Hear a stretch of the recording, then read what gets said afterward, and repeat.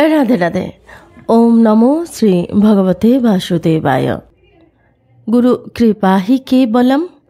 श्री श्री गुरुदेवेर श्री चरणेर कृपार आशीर्वाद निये आज श्रीमद् भगवद गीता साधक सञ्जीवनी अध्याय 6 4 नम्बर श्लोकटी व्याख्यासह पढ़े शोनाচ্ছি।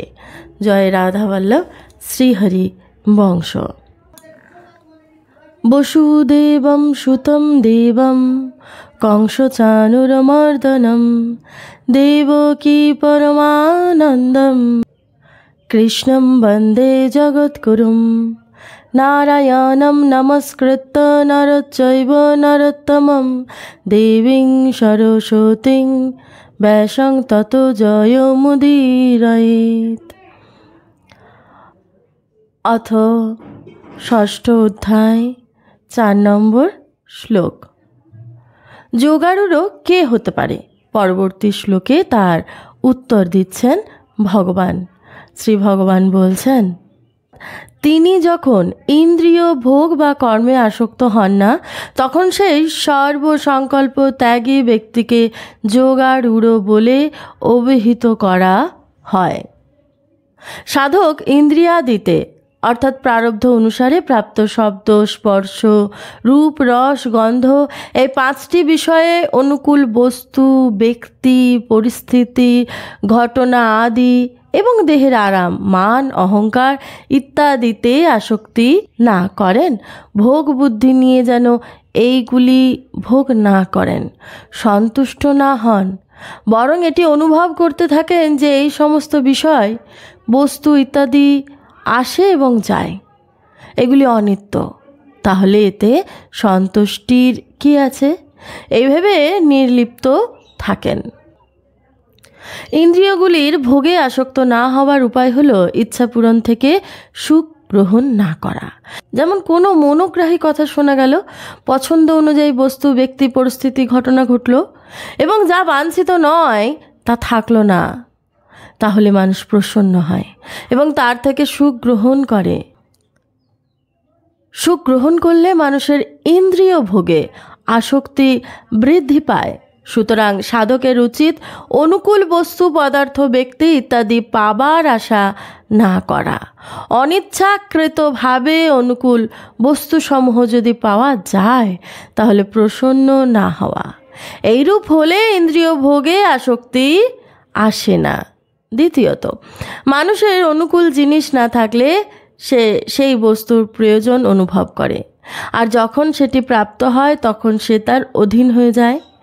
যে সময় ওই বস্তুটির প্রয়োজন অনুভব করেছিল তখন সে পরাধীন ছিল, আবার এটি পাওয়াতেও এটি না হারিয়ে যায়, এই ভেবে সে বস্তুর পরাধীন হয়ে যায়। সুতরাং পদার্থগুলি পাওয়া এবং না পাওয়ার পার্থক্য এইটুকুই থাকে। জিনিস পাওয়া না গেলে সেটির অভাব অনুভব হয়, আর পাওয়া গেলে পরাধীনতা বোঝা না গেলেও তাতে তাকে স্বাধীন বলে মনে হলেও এটি আসলে তার মনের ভ্রম ছাড়া আর কিছুই নয়। যেমন কেউ কারোর সঙ্গে বিশ্বাসঘাতকতা করে, তেমনি অনুকূল পরিস্থিতিতে সন্তুষ্ট হওয়ার অর্থ হলো নিজের সঙ্গে বিশ্বাসঘাতকতা করা, কারণ সে তখন অনুকূল পরিস্থিতির অধীন হয়ে যায়, যেটি পেতে থাকলে তার স্বভাব খারাপ হতে থাকে এবং বারংবার সুখভোগের আকাঙ্ক্ষা জাগতে থাকে। এই সুখভোগের কামনায় তার জন্ম মৃত্যুর কারণ হয়। তাৎপর্য হলো এই যে অনুকূলতার আকাঙ্ক্ষা করা, আশা করা, অনুকূল বিষয়ে সন্তুষ্ট হওয়া, এগুলি হলো সমস্ত অনর্থের মূল। এতে অনর্থ এবং পাপের শেষ থাকে না। এটি ত্যাগ করলে মানুষ যোগারূঢ় হয়। তৃতীয়ত, জীবন নির্বাহের অতিরিক্ত যে সমস্ত অনুকূল ভোগ্য বস্তু আমাদের কাছে আছে সেগুলি আমাদের নয়। সেগুলি কার তা আমাদের জানা নেই। যখন কোনো অভাবগ্রস্ত প্রাণী আমাদের গোচরে আসে, সেই সামগ্রীগুলিকে তার মনে করে তাকেই দেওয়া উচিত। এটি তোমারই ছিল, মুখের ওপর এরূপ বলা ঠিক নয়। তাকে প্রদান করে মনে মনে করতে হয় যে জীবন নির্বাহের অতিরিক্ত যে বস্তু আমার কাছে ছিল সেই ঋণ থেকে আমি মুক্ত হলাম। তো হলো এই যে জীবন নির্বাহের অতিরিক্ত বস্তুগুলিকে নিজের বা নিজের জন্য মনে না করলে ভোগে মানুষের আসক্তি হয় না। ইন্দ্রিয়ের বিষয়ে যেমন আসক্ত হওয়া উচিত নয়, তেমনি কর্মেও আসক্ত হওয়া উচিত নয়। অর্থাৎ ক্রিয়ামান কর্মের পূর্তি অপূর্তিতে এবং সেই কর্মের তাৎকালীন ফলের প্রাপ্তি অপ্রাপ্তিতেও আসক্তি থাকা উচিত নয়। কারণ কর্ম করলে কর্মের প্রতি অনুরাগ উৎপন্ন হয়, তাতে এক প্রকার সুখ বোধ হয়, আর কর্ম ঠিকমতো অনুষ্ঠিত না হলে তাতে মনে দুঃখবোধ জন্মায়। এই সুখ দুঃখ বোধই হলো কর্মের আসক্তি। সুতরাং সাধকের বিধিপূর্বক তৎপরতার সঙ্গে কর্ম করা উচিত হলেও তাতে আসক্ত না হয়ে সাবধানতার সঙ্গে নির্লিপ্ত হতে হবে যে এই কর্মগুলি আসে এবং যায়, আর আমি নিত্য নিরন্তর স্থিতিশীল। সুতরাং এই কর্মগুলি হওয়া বা না হওয়া এবং আসা এবং যাওয়াতে আমার কি যায় আসে? কর্মের আসক্তি কিভাবে জানা যায়? ক্রিয়মান কর্মের পূর্তি অপূর্তি আর তার থেকে পাওয়া ফলের প্রাপ্তি অপ্রাপ্তিতে, অর্থাৎ সিদ্ধি অসিদ্ধিতে। মানুষ যদি নির্বিকার নাও থাকতে পারে, অর্থাৎ তার অন্তরে হর্ষ শোক ইত্যাদি বিকার দেখা যায়, তবে বুঝতে হবে তার কর্মে তাৎক্ষণিক ফলে আসক্তি রয়েছে। ইন্দ্রিয় এবং কর্মে আসক্ত না হওয়ার তাৎপর্য হলো এই যে স্বয়ং চিন্ময় পরমাত্মার অংশ হওয়ায় নিত্য অপরিবর্তনশীল এবং পদার্থ এবং ক্রিয়াগুলির প্রকৃতির কার্য হওয়ায় নিত্য নিরন্তর পরিবর্তনশীল। কিন্তু যখন স্বয়ং ওই পরিবর্তনশীল পদার্থ এবং ক্রিয়াগুলিতে আসক্ত হন, তখন তিনি ওইগুলির অধীন হয়ে যান এবং বারংবার জন্ম মৃত্যুরূপ মহা দুঃখ সহ্য করতে থাকেন। ওই পদার্থ এবং ক্রিয়াগুলি হতে, অর্থাৎ প্রকৃতি থেকে সর্বতোভাবে মুক্ত হওয়ার জন্য ভগবান দুটি পথ বলেছেন। ইন্দ্রিয়াদির ব্যাপারে অর্থাৎ পদার্থগুলিতে আসক্তি না করা এবং কর্মে আসক্তি না রাখা। এই রূপ করলে মানুষ যোগারূঢ় হয়। এখানে উপলব্ধি করার একটি ব্যাপার হলো এই যে ক্রিয়াগুলির ওপর ভালোবাসা সাধারণত ফলকে ধরেই হয় এবং ফল হলো ইন্দ্রিয়ের ভোগ্য। সুতরাং ইন্দ্রিয়াদি ভোগের আসক্তি যদি সর্বতোভাবে দূর হয়, তাহলে ক্রিয়ার আসক্তিও দূর হয়। তা সত্ত্বেও ভগবান পৃথকভাবে ক্রিয়াগুলির আসক্তি দূর করার কথা কেন বলছেন? তার কারণ হলো এই যে ক্রিয়ার প্রতি একটা স্বাভাবিক আসক্তি থাকে। ফলেচ্ছা না থাকলেও মানুষের কর্ম করার আসক্তির প্রবণতা থাকে। এই প্রবণতাই হলো ক্রিয়ার আসক্তি, যার জন্য মানুষ কিছু না করে থাকতে পারে না। কিছু না কিছু কাজ সে করতেই থাকে। অন্যের জন্য কর্ম করলে অথবা ভগবানের জন্য কর্ম করলে তবেই এই আসক্তি দূর হয়। সেই জন্য ভগবান দ্বাদশ অধ্যায়ের প্রথমে অভ্যাসযোগ সম্বন্ধে বলেছেন। কিন্তু অন্তরে কর্মের প্রবণতা থাকলে অভ্যাসে মন লাগে না। সুতরাং কর্মপ্রবণতা দূর করার জন্য দশম শ্লোকে ভগবান বলছেন যে সাধক যেন আমার জন্যই কেবল কর্ম করে। তাৎপর্য হলো পারমার্থিক কার্য ইত্যাদিতে যার মন লাগে না এবং অন্তরে কর্ম করার আসক্তি থাকে, সেই ভক্তিযোগের সাধক যেন কেবল ভগবানের জন্যই কর্ম করেন। এতে তার আসক্তি দূর হবে। এইরূপ কর্মযোগী সাধক শুধু জগতের হিতার্থেই যেন কর্ম করেন, তাহলে তার কর্ম করার প্রবণতা দূর হয়ে যাবে। কর্ম করার আসক্তি যেমন হয়, তেমনি কর্ম না করার আসক্তিও হয়। কর্ম না করার আসক্তিও হওয়া উচিত নয়, কারণ কর্ম না করার আসক্তি থেকে আলস্য প্রমাদ উৎপন্ন হয়, যেটি হলো তামসিক বৃত্তি, এবং কর্ম করার আসক্তি ব্যর্থ চেষ্টায় ব্যাপৃত হয়, যেটিকে বলা হয় রাজসিক বৃত্তি। সাধক কত দিনে, কত মাসে অথবা কত বছরে যোগারূঢ় হতে সক্ষম, তার জন্য ভগবান যদা এবং তদা পদ দিয়ে জানাচ্ছেন যে যখন মানুষ ইন্দ্রিয়াদি এবং ক্রিয়াগুলি হতে সর্বতোভাবে আসক্তি রহিত হয়, তখনই সে যোগারূঢ় হতে সক্ষম। যেমন যদি কেউ স্থির করে যে আজ থেকে আর কখনো ইচ্ছা পূরণের সুখ গ্রহণ করব না, এবং সে তার এই সিদ্ধান্তে প্রতিজ্ঞায় দৃঢ় থাকে, তাহলে সে তখনই যোগারূঢ় হতে সক্ষম হয়। এটি জানাবার জন্য ভগবান যদা এবং তদা পদটির সঙ্গে হি পদটি যোগ করেছেন। পদার্থ এবং ক্রিয়াগুলিতে আসক্তি করা বা না করায় ভগবান প্রত্যেক মানুষকেই এই স্বাধীনতা দিয়েছেন যে তুমি সাক্ষাৎ আমার অংশ, এবং এই সমস্ত পদার্থ এবং ক্রিয়া হলো প্রকৃতিজনিত। এর মধ্যে পদার্থগুলি হলো উৎপত্তি বিনাশীল এবং ক্রিয়াগুলি আরম্ভ ও শেষও আছে। সুতরাং এগুলি নিত্য স্থায়ী নয়, আর তুমি নিত্য স্থিতিশীল। তুমি নিত্য হয়েও অনিত্যে আবদ্ধ হও, অনিত্যেই আসক্তি এবং প্রীতি করো। এতে তোমার কিছু লাভ হয় না, শুধু দুঃখই পেতে থাকো। সুতরাং তুমি এখনই ঠিক করে নাও যে তোমার প্রাপ্ত পদার্থ এবং ক্রিয়াগুলি থেকে সুখ গ্রহণ করবে না। তাহলে তুমি এখনই যোগারূঢ় হতে পারবে। কারণ যোগ অর্থাৎ সমত্ব বোধ তোমার নিজেরই জিনিস। সমত্ব হলো তোমার স্বরূপ এবং স্বরূপ হলো সৎ। সতের কখনো অনস্তিত্ব হয় না এবং অসতের কখনো স্থিতি হয় না। এইরূপ সৎ স্বরূপ তুমি অসৎ পদার্থ এবং ক্রিয়াগুলিতে আসক্ত হয়েও না। এইরূপ সৎ স্বরূপ তুমি অসৎ পদার্থ এবং ক্রিয়াগুলিতে আসক্ত হয়েও না। তাহলে তুমি শত স্বাভাবিক যোগারূঢ় অবস্থা অনুভব করতে পারবে, তার মধ্যে যেটিতে আমাদের সুখ অনুভূত হয় এবং যেটিকে নিয়ে মনে চিন্তা হতে থাকে, আমি যদি এটি পেতাম তাহলে খুব সুখী হতে পারতাম। এইরূপ স্ফুরণে লিপ্ত হলে তাকে বলা হয় সংকল্প। সংকল্প অনুকূল এবং প্রতিকূল অবস্থার কারণে সুখ বা দুঃখদায়ক হয়। যেমন সুখদায়ক সংকল্পে লিপ্ততা আসে, তেমনি দুঃখদায়ক সংকল্পেও লিপ্ততা আসে। তো এই দুটি সংকল্পই বন্ধনকারক। এতে ক্ষতি ছাড়া লাভ হয় না, কারণ সংকল্প নিজ স্বরূপ বোধ হতে তো সাহায্য করেই না, বা অন্যের সেবা করতেও দেয় না, ভগবানের প্রীতি জন্মাতে দেয় না এবং ভগবানের মনোনিবেশ করতেও দেয় না, বা নিজ নিকট আত্মীয়দের সঙ্গে সুসম্পর্কিত হতেও সাহায্য করে না। এর তাৎপর্য হলো এই যে নিজে সংকল্প ধরে থাকলে নিজের কল্যাণ তো হয়ই না, জগৎ সংসারের কল্যাণও হয় না, আত্মীয়দের কোনো সেবা করাও হয় না, ভগবত প্রাপ্তিও হয় না এবং নিজ স্বরূপ বোধও হয় না। এর দ্বারা শুধু ক্ষতি হয়। এটি বুঝে সাধককে সমস্ত সংকল্প রহিত হতে হয়, যেটি প্রকৃতপক্ষে সত্যই। মনে উঠতে থাকা স্ফুরণ যদি সংকল্পের রূপ না ধারণ করে তবে সেগুলি আপনিই নষ্ট হয়ে যায়। স্ফুরণ হলে মানুষের তত ক্ষতি বা পতন হয় না, কিন্তু এতে সময় তো নষ্ট হয়। সুতরাং এই স্ফুরণগুলিও ত্যায্য। সাধকের সংকল্প অবশ্যই ত্যাগ করা উচিত, কারণ সংকল্প ত্যাগ না করে অর্থাৎ মনকে দূরে না সরালে সাধক যোগারূঢ় হতে পারে না।